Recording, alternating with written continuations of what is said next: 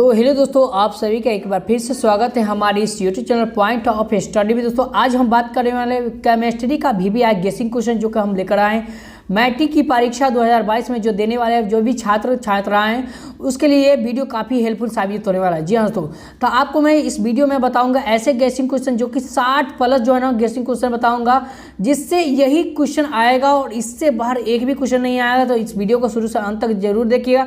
इससे पहले आप मेरे इस यूट्यूब चैनल पर नए हैं तो प्लीज़ चैनल को सब्सक्राइब कीजिए, लाइक कीजिए वीडियो को और जल्दी से जल्दी इस वीडियो को शेयर करिए। तो धमाल मचे थी इस वीडियो को लेकर, ठीक है, क्योंकि मैं बताने वाला हूँ ऐसा ऐसा टॉप क्वेश्चन जो कि इससे बाहर एक भी क्वेश्चन आपको नहीं पूछा जाएगा। ठीक है, यदि आप इस क्वेश्चन को तैयारी कर लेते हैं तो मेरा कहना है कि 100% जो है ना आपको एक भी क्वेश्चन एग्जाम में छूटने वाला नहीं। आप 100 में 100 मार्क का जरूर आइएगा, जो ये मेरा गारंटी है। चलिए तो क्वेश्चन नंबर है ना 1 की तरफ बढ़ते हैं। तो 1 नंबर यहाँ देखिए, सबसे पहले आप जान लीजिए साइंस का है, केमिस्ट्री का गेसिंग क्वेश्चन आपको इसी तरह बायोलॉजी का, हिस्ट्री का, उसके बाद फिजिक्स का सारा गेसिंग क्वेश्चन। उसके साथ साथ अगर आप आंसर लेना चाहते हैं तो इस वीडियो के कमेंट में आप जरूर लिखिएगा कि मैं इस आंसर मैं इसका आंसर पूरा का पूरा है ना सोल्यूशन के साथ वीडियो में बनाऊं, तो आप मैं ना जरूर कमेंट करिएगा। ठीक है, तो चलिए क्वेश्चन नंबर 1 तो बढ़ते हैं। तो क्वेश्चन नंबर 1 कहता है कि संतुलित समीकरण क्या है, बताइए। तो सबसे पहले यह जान लीजिए कि संतुलित समीकरण क्या है। अगर आप इसका आंसर लेना चाहते हैं तो हमारे Telegram point of study STM में जाकर जुड़ जाइए, वहाँ से आपको हमारा आंसर मिल जाएगा प्रत्येक क्वेश्चन का आंसर। अगर आप नहीं वहाँ ज्वाइन हो सकते हैं तो एक और काम कर सकते हैं, डिस्क्रिप्शन बॉक्स में व्हाट्सअप ग्रुप का लिंक दिया हुआ है, वहाँ से आप ज्वाइन हो जाइए, वहाँ आपको है ना पूरा मिल जाएगा। ठीक है, आप हमें कमेंट भी कर सकते हैं, हमसे बात भी कर सकते हैं। चलिए तो इसका आंसर जैसे मान लीजिए इसका आंसर क्या होगा, तो चलिए इसका आंसर बताते हैं। तो देखिए ये क्वेश्चन जो है ना 3 साल पूछा गया है। ये देखिए इसका आंसर क्या होगा, यदि किसी रासायनिक अभिक्रिया में अभिकारकों तथा उत्पादनों की परमाणु संख्या यानी कि दोनों की परमाणु संख्या क्या होता है, समान होता है, क्या कहलाता है, संतुलित समीकरण कहलाता है। ठीक है, संतुलित समीकरण के लिए है ना हम 2 है ना एग्जाम्पल भी लिख सकते हैं, आप उसे देख सकते हैं। अगर आप कहेंगे तो हम इस पर वीडियो बना देंगे पूरा का पूरा क्वेश्चन के साथ साथ आंसर का भी बता दें। फिलहाल मैं इस वीडियो में बताऊंगा आपको क्वेश्चन देखना है और उसको छाप लेना है, एक एक करके क्वेश्चन को छाप लेना। ठीक है, तो चलिए हम आगे बढ़ते हैं क्वेश्चन नंबर 2 की तरफ। तो क्वेश्चन नंबर 2 का था इस प्रकार का दिया हुआ यहाँ देखिए। सभी लोग सबसे पहले वीडियो को लाइक कर दीजिए। सूचक क्या है बताइए, सूचक क्या है, एक सूचक का नाम लिखे। ठीक है, तो सूचक क्या है, एक सूचक का नाम लिखे। ये क्वेश्चन गेसिंग किया हुआ है, आपके एग्जाम में ये क्वेश्चन आने वाला है, आप एक एक करके क्वेश्चन देख लीजिए। ऑक्सीकरण क्या है बताइए, ऑक्सीकरण क्या है ये भी आपको लिख लेना है। यहाँ पर अगला पॉइंट है हमारा संरक्षण क्या है, इसके उदाहरण देकर समझाया। ठीक है, आपको सबसे पहले संरक्षण को लिख लेना है, उसके साथ साथ नीचे में उदाहरण देना है, जैसे कौन बोलते हैं ना, तो जैसे में उसका उदाहरण क्या होगा वो बताना है। ठीक है, तो चलिए क्वेश्चन नंबर 5 की तरफ बढ़ते हैं। तो क्वेश्चन नंबर 5 इस प्रकार कहता है कि सहसंयोजन बंधन क्या है, 2 उदाहरण दे। ठीक है, तो आपको सहसंयोजन बंधन के बारे में लिखना पड़ेगा, उसका 2 उदाहरण दे।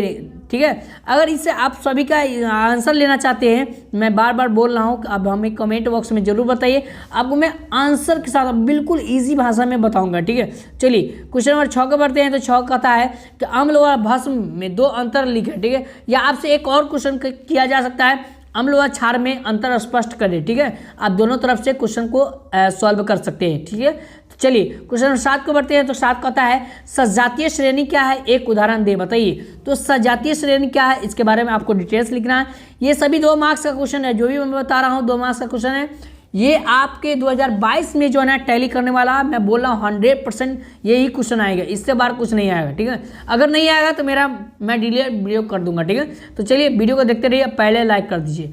चलिए क्वेश्चन नंबर 8 की तरफ बढ़ते हैं। तो कहता है एनोडीकरण क्या है बताइए, एनोडीकरण क्या है, एनोडीकरण क्या है इसके बारे में आपको लिखना है। क्वेश्चन नंबर 9 कहता है कि सोडियम कार्बोनेट का जलीय विलयन क्षारीय क्यों होता है बताइए, इसके बारे में आपको लिखना है। तो सोडियम कार्बोनेट का जलीय विलयन क्या होता है, क्षारीय क्यों होता है, इसके बारे में बताना है। तो चलिए क्वेश्चन नंबर हो गया, चलिए 9 हो गया। चलिए 10 के बढ़ते हैं। तो क्वेश्चन नंबर 10 कहता है कि खनिज पदार्थ एवं अयस्क के बीच में अंतर स्पष्ट करें। तो खनिज पदार्थ और अयस्क के बीच में क्या करना है, अंतर स्पष्ट आपको कर देना है। ठीक है, क्वेश्चन नंबर 10 के बढ़ते हैं, 10 हो गया, 11 के बढ़ते हैं। तो वन संरक्षण हेतु क्या कदम उठाए जा सकते हैं, इसके बारे में लिखना है। वन संरक्षण हेतु क्या कदम उठाए, यानी कि क्या कदम उठाए जा सकते हैं। चलिए आगे देखिए, फटाफट लगा लीजिए, फटाफट एक एक करके क्वेश्चन लिख लीजिए, फटाफट नोट करके वीडियो को पॉज करके एक एक क्वेश्चन को लिख लीजिए। क्वेश्चन नंबर 12 कहता है कार्बन मुख्यतः सहसंयोजक बंधन जो यौगिक क्यों बनाता है। ठीक है, तो यहाँ पर कार्बन मुख्यतः सहसंयोजक यौगिक क्यों बनाता है, इसके बारे में आपको लिखना है। चलिए क्वेश्चन नंबर 13, ये सारा क्वेश्चन भी आया। ठीक है, आश्रित जल विद्युत का चालक क्यों नहीं होता है जबकि वर्षा जल होता है। ठीक है, विद्युत का चालक वर्षा जल होता है जबकि आश्रित जल नहीं होता है, इसके बारे में आपको डिटेल्स लिखना है। ठीक है, क्वेश्चन नंबर 14 को बढ़ते हैं। तो 14 कहता है मिश्र धातु क्या होते हैं, मिश्र धातु के 2 उदाहरण बताएं। मिश्र धातु क्या होते हैं उसके बारे में लिखना है, उसके 2 उदाहरण भी बताना है। चलिए यहाँ देखिए, लोहे को जंग से बचाने का उपाय बताएं। जब लोहा को कॉपर सल्फेट के साथ डुबाया जाता है तो उसमें जंग लग जाता है, इसके बारे में आपको बताना है। ठीक है, चलिए क्वेश्चन नंबर 16 के बढ़ते हैं। तो 16 कहता है कि बेंजीन तथा साइक्लोहेक्सेन की रचना खींचे। ठीक है, तो बेंजीन आपको लिखना है, उसके बाद साइक्लोहेक्सेन की रचना आपको खींचना है। ठीक है, चलिए यहाँ देखिए क्वेश्चन नंबर 17 के बढ़ते हैं। तो कहता है कि जब लोहे की कील को कॉपर सल्फेट में डुबोया जाता है तो विलेन का रंग क्यों बदल जाता है। जब लोहे को कील को कॉपर सल्फेट में डुबोया जाता है तो विलेन का जो रंग होता है वो बिल्कुल भूरा बन जाता है, आप याद रखिएगा। चलिए यहाँ देखिए, कहता है क्वेश्चन 18 उष्मा छेपी एवं उष्मा सोफी भी बहुत ही VVI क्वेश्चन, ये इतना VVI क्वेश्चन है, कई बार क्वेश्चन पूछे हुआ है, लगभग 4-5 साल क्वेश्चन पूछे हुआ है। ठीक है, तो इसका उदाहरण दीजिए और उसके बाद है उष्मा छेपी और उष्मा शोषी किसे कहते हैं, इसके बारे में बताना है। चलिए क्वेश्चन नंबर 19 के बढ़ते हैं। तो कहता है सबसे पहले वीडियो को लाइक कर दीजिए, एक एक करके मैं बता रहा हूँ, बहुत ही VVI क्वेश्चन। अगर आप PDF लेना चाहते हैं मेरे Telegram point of study STM में जुड़ जाइए, वहाँ से आपको PDF के मिल जाएगा। ठीक है, बिल्कुल फ्री ऑफ कॉस्ट है वहाँ। ठीक है, यहाँ देखिए अगला कहता है अवक्षेपण अभिक्रिया से आप क्या समझते हैं, एक उदाहरण देकर समझाएं। अवक्षेपण अभिक्रिया से आपको क्या समझना है, समझे क्या समझते हैं उसके बारे में, उसके लिए कर रहे हैं एक उदाहरण भी बताना है। ठीक है, अगला क्वेश्चन है हाइड्रोकार्बन क्या है। हाइड्रोकार्बन क्या है, इसके कितने प्रकार होते हैं, इसके बारे में बताना है। हाइड्रोकार्बन क्या है, इसके कितने प्रकार होते हैं। अगला क्वेश्चन है उत्प्रेरक से आप क्या समझते हैं। भैया ये काफ़ी क्वेश्चन भी आए। ठीक है, एक एक करके नोट कर लीजिए क्वेश्चन को और शेयर कर दीजिए सबसे पहले अपने दोस्तों के पास।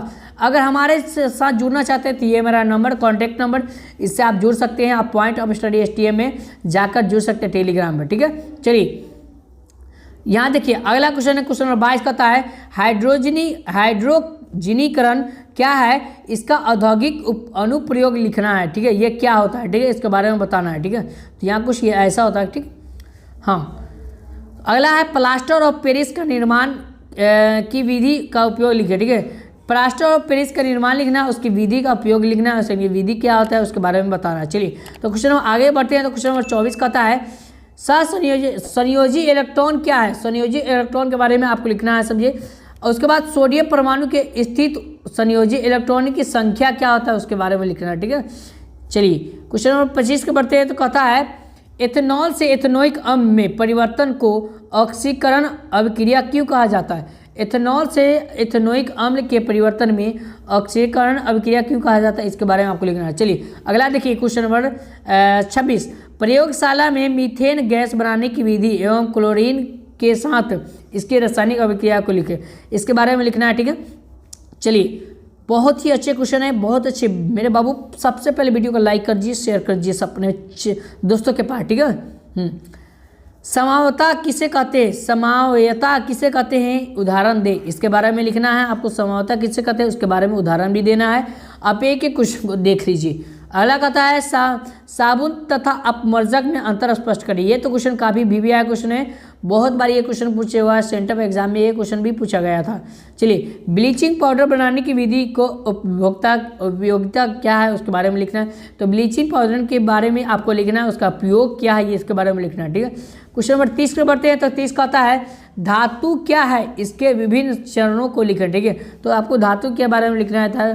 धातु को धातु वो है जिसको यानी कि पीट कर चादर को यानी कि आवाज़ निकाला जा सकता है, उसके बारे में ये सब डिटेल्स लिखना है। ठीक है, विद्युत विस्थापन, द्विविस्थापन, विस्थापन और द्विविस्थापन अभिक्रिया में अंतर स्पष्ट करें और समीकरण को लिखें। ठीक है, तो विस्थापन अभिक्रिया किसे कहते हैं और द्विविस्थापन अभिक्रिया किसे कहते हैं, इसके बारे में लिखना है और उसके बाद उसके समीकरण की जवाब भी देना है। ठीक है, ये काफ़ी क्वेश्चन आमिर भी आया है 2022 के लिए।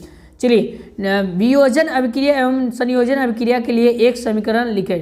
तो वियोजन अभिक्रिया के बारे में लिखना है, उसके बाद संयोजन अभिक्रिया का लिखना है, उसके बाद एक समीकरण भी लिखना है। ठीक है, चलिए आपको एक एक करके क्वेश्चन को समझा दे रहे हैं, आपको समझ लीजिए। उदासीनीकरण अभिक्रिया क्या है, आपको उदासीनीकरण अभिक्रिया लिखना है, उसके साथ उसका 2 उदाहरण भी लिखना है। 2 उदाहरण कौन कौन होता है ये बताना है। ठीक है, जल की अनुपस्थिति में अम्ल का व्यवहार अम्लीय क्यों नहीं होता है। जब जल की अनुपस्थिति में, जल का मतलब क्या होता है, CO2, कार्बन डाइऑक्साइड को जल ही बोलते हैं ना। ठीक है, उससे ऑक्सीजन होता है। तो ठीक है, जल की अनुपस्थिति में अम्ल जो अम्लीय व्यवहार क्यों नहीं होता, इसके बारे में बताना। ठीक है, चलिए क्वेश्चन नंबर 34 हो गया। 35 के बढ़ते हैं। तो केक या पाव रोटी, केक जानते हैं ना, खाने वाला केक, वो पाव रोटी में बेकिंग पाउडर का प्रयोग क्यों किया जाता है बताइए। तो देखिए, केक और पाव रोटी जो है ना एक फूला होता है। ठीक है, उसमें बेकिंग पाउडर का इसलिए प्रयोग किया जाता है, बेकिंग सोडा भी बोल सकते हैं उसको, वो फुलाने के लिए किया जाता है ताकि वो सुरक्षित रह पाए। ठीक है, वो अच्छे उसका सुगंध भी कुछ अलग होता है। ठीक है, क्वेश्चन नंबर 36 कहता है कि अम्ल का जलीय विलयन क्यों विद्युत का चालन करता है। ठीक है, तो अम्ल का जलीय विलयन जो है ना क्यों विद्युत का चालन करता है, इसके बारे में लिख लेना है डिटेल्स में। चलिए अगला क्वेश्चन है, आयोडीन युक्त नमक के उपयोग की सलाह क्यों दी जाती है। तो आयोडीन युक्त नमक के उपयोग की सलाह क्यों दी जाती है, क्योंकि जो हम लोग सभी जानते हैं आयोडीन, अगर सही से आयोडीन का प्रयोग करेंगे तो हमारा जो है ना सबसे पहले तो उससे घेघ रोग होता है, वो समझ लीजिए, समझिए, तो वो सब डिटेल्स में लिख लेना। ठीक है, चलिए अगला कहता है निस्तापन एवं भर्जन में अंतर बताए। बताइए, निस्तापन एवं भर्जन में अंतर बताए। जो बच्चों को याद है तो हमें कमेंट बॉक्स में लिख सकते हैं, कोई दिक्कत वाली बात नहीं। और क्षेपण अभिक्रिया से आप क्या समझते हैं, यह सब क्वेश्चन काफ़ी शानदार क्वेश्चन सब है, लगा लीजिए फटाफट। अगला क्वेश्चन है, सोडियम को केरोसिन तेल में क्यों डुबो कर रखा जाता है। ये भी क्वेश्चन काफ़ी टॉप क्वेश्चन है, काफ़ी VBI, काफ़ी एकदम मोस्ट इंपोर्टेंट क्वेश्चन है। चलिए अगला कहता है, अभिक्रियाशील समूह किसे कहते हैं, किसी एक अभिक्रियाशील समूह का नाम लिखे। ठीक है, तो अभिक्रियाशील समूह किसे कहते हैं, आपको ये लिखना है, और एक अभिक्रियाशील उसका नाम भी लिखना है। ठीक है, चलिए अगला है, लोहे की वस्तु को हम पेंट क्यों करते हैं। तो लोहे की वस्तु को हम पेंट इसलिए नहीं करते क्योंकि उसमें जंग लग जाता है। अगर हम पेंट कर देते हैं तो उसमें जंग नहीं लगता है, वो सुरक्षित रह पाएगा और ज़्यादा टिकाऊ हो पाएगा, इसके कारण हम करते हैं। ठीक है, तो ये किताबी भाषा में आपको लिखना है, हम तो मन की भाषा में आपको बता दिए। ठीक है, चलिए यहाँ देखिए, pH स्केल किसे कैसे बताइए। pH स्केल, ये उदासीन का pH मान क्या था, तो हमको पहले ही बता दिए हैं कि आपको पहले बता दें कि अम्ल का जो pH मान होता है 7 होता है, जबकि क्षार का pH मान 7 से अधिक होता है, और उदासीन विलयन का pH मान 7 होता है। ठीक है, याद रखिए, उदासीन विलयन का pH मान 7 होता है। ठीक है, चलिए बाबू मेरे अगले देखते हैं। तो अगले कहता है क्वेश्चन नंबर 44, उभयधर्मी ऑक्साइड क्या है, 2 उभयधर्मी ऑक्साइड का उदाहरण दीजिए। ठीक है, तो उभयधर्मी ऑक्साइड आपको लिख लेना है और उसका उदाहरण 2 उदाहरण देना है। ठीक है, अगला क्वेश्चन है, अम्ल व क्षार एवं लवण की भाषा दे तथा एक एक उदाहरण की समझाए। ठीक है, पूर्ति करें, हमें समझाए, यहाँ दर्शाए या वर्णन करें, इस तरह से क्वेश्चन पूछा जाता है। तो अम्ल और क्षार के बारे में लिखना है, उसके बाद लवण के बारे में लिख देना है और उसका एक एक उदाहरण देना है। ठीक है, अम्ल स्वाद में खट्टा होता है, जबकि क्षार स्वाद में कड़वा होता है, समझिए, और लवण जो है ना उदासीन होता है, ये सब लिख देना। ठीक है, बस अब हम चलते हैं लॉन्ग टाइप क्वेश्चन में, क्वेश्चन जिससे 5 नंबर क्वेश्चन में पूछता है, 5 मार्क्स में हम चलते हैं। तो ये क्वेश्चन काफ़ी टफ क्वेश्चन है, आप क्वेश्चन को देख लीजिए फटाफट और एक एक करके क्वेश्चन को नोट करते जाइए। चलिए अगला क्वेश्चन आ चुका है, क्वेश्चन नंबर 45 कहता है, काफ़ी शानदार है, बेकिंग सोडा का रासायनिक नाम क्या है, इसके बनाने की विधि एवं गुण का उपयोग के साथ लिखना है। ठीक है, तो बेकिंग सोडा क्या है, उसके बनाने की विधि क्या है, उसका गुण क्या है, उसके बारे में लिख देना। ये 5 मार्क्स का आपका क्वेश्चन है, काफ़ी मोस्ट इंपोर्टेंट क्वेश्चन है, आपको छाप लेना है, यही क्वेश्चन आने वाला है। ठीक है, वाइड यानी कि बोर्ड एग्जाम में। ठीक है, 2022 में। मिश्र धातु किसे कहते हैं, इसके 2 उदाहरण दे, इसके बनाने की विधि, 3 उपयोग का वर्णन करें। ठीक है, तो मिश्र धातु किसको कहते हैं, उसको 2 उदाहरण देना है। तो मिश्र धातु के साथ साथ उसके बाद जो है ना उसका उपयोग कहाँ किया जाता है, उसके बारे में भी लिखना है। ठीक है, चलिए अगला क्वेश्चन है, साबुनीकरण क्या है। साबुनीकरण को आप मर्जक भी बोल सकते हैं। ठीक है, तो साबुनीकरण क्या है या स्टीकरण से आप किस प्रकार के भिन्न है, यानी कि कितने कितने प्रकार इसको ये बताना है आपको। चलिए एक एक क्वेश्चन को आपको छाप लेना है, ठीक है।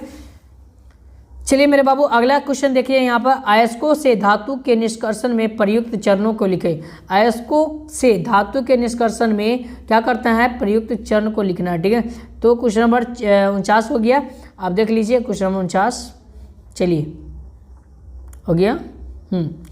आगे देखते हैं तो क्वेश्चन नंबर 50 के बढ़ते हैं। तो 50 कहता है कि रासायनिक गुणधर्मों के आधार पर धातु एवं धातु के विभेद को लिखना है, ठीक है।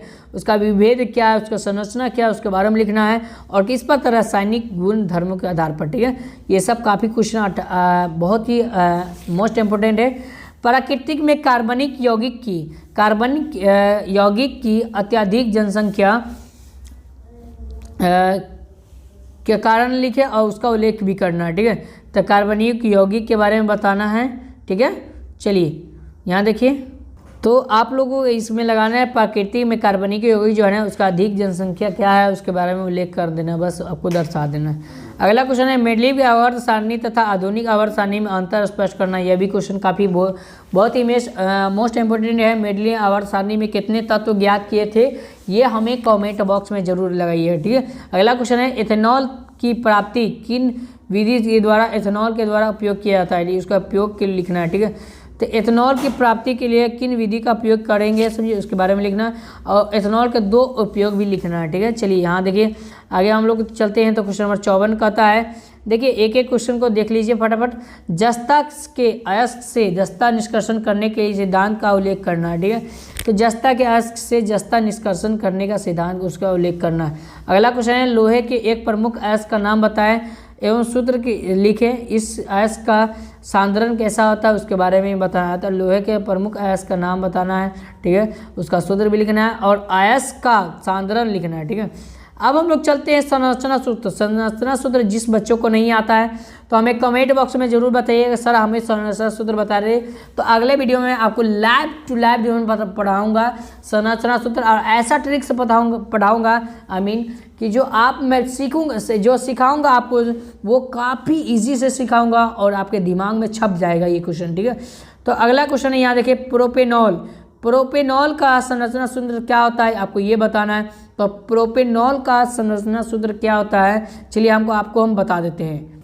तो प्रोपेनॉल का रासायनिक सूत्र की बात हो रही थी, तो जी हाँ तो प्रोपेनॉल के रासायनिक सूत्र होता है C3H8 होता है, ठीक है। H8 C3H8 होता है, C3H8 होता है, आप याद रखिएगा, ठीक है। तो इस तरह से आपको है ना एथेनॉल का भी लगा देना, उसका रासायनिक सूत्र क्या होता है। एथीन का रासायनिक सूत्र, इथाइन का रासायनिक सूत्र, प्रोपेन का रासायनिक सूत्र लगाना है ब्रोमोप्रोपेन, ठीक है। चलिए यहाँ देखिए अगला है बेंजीन, ठीक है। बेंजीन का रासायनिक सूत्र क्या होता है, ये सब आपको याद है तो कमेंट बॉक्स में हमें ज़रूर बताइएगा, ठीक है। अगला है हमारे पास हेक्सीन का रासायनिक सूत्र है, ब्यूटेन का रासायनिक सूत्र, फ्लोरीन का क्लोरोफॉर्म का रासायनिक सूत्र, एसिटिक अम्ल का रासायनिक सूत्र, उसके बाद एसिटाइलहाइड का रासायनिक सूत्र, उसके बाद है आइसोब्यूटेन का रासायनिक सूत्र, मेथेनोइक अम्ल का रासायनिक सूत्र। ये सारा रासायनिक सूत्र आप याद रख लेते हैं तो आपके क्वेश्चन एग्जाम में काफ़ी काम आने वाला है। मेथेनॉल का रासायनिक सूत्र, एथिल एल्कोहल का रासायनिक सूत्र,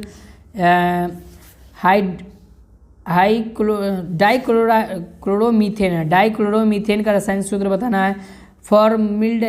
फॉर्मल्डिहाइड का रासायनिक सूत्र, फॉर्मल्डिहाइड का रासायनिक सूत्र बताना है, ठीक है। तो ये सब काफ़ी क्वेश्चन मोस्ट इंपोर्टेंट है। चलिए हमारे पास अब 3 क्वेश्चन बचे हैं। मेंडलीव के आवर्त सारणी के गुण के दोष को लिखना है, ठीक है।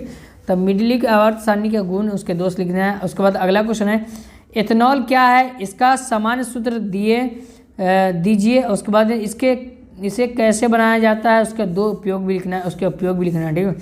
तो एथेनॉल के बारे में बताना है, उसका सूत्र भी लिख देना है, उसको कैसे बनाया है तो उसके बारे में बता देना, ठीक है। बस हमारे पास लेगा लास्ट क्वेश्चन यहाँ देखिए समानता क्या है, ब्यूटेन की कितने समानता चित्र बनाकर बताए जाते हैं, ठीक है। तो इसके बारे में आपको डिटेल से बताना है, ठीक है।